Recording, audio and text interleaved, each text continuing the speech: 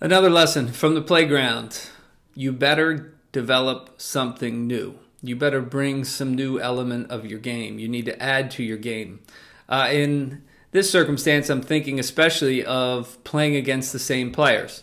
I've mentioned before at my local playground when I was a kid, I played against my older friends, and I played against a lot of times the same friends over and over and over who would know all my moves and would little by little stop all my moves, so that I had to develop new moves and counter moves and all these different things that many times a trainer teaches you nowadays in a neutral environment. I learned in a competitive environment just because I was trying to beat an older friend.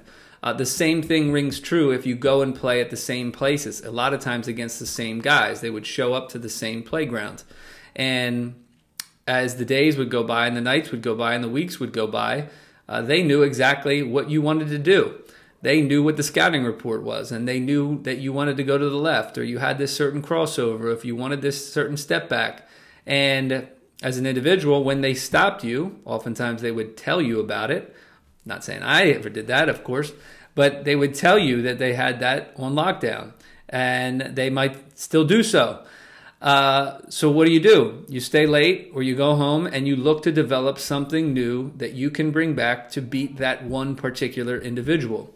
I think it's a powerful thing to play against the same people all the time. During my most formative years as a college player, I had my brother, I had friends of mine, Bob Pizzacaro, Mike Kauser, guys I would see every single day who would know my moves inside and out, and I had to develop new things really on a weekly basis just so I could win games of one-on-one.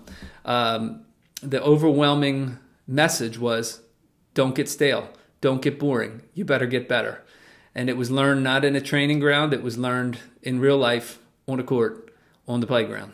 2 minutes is up.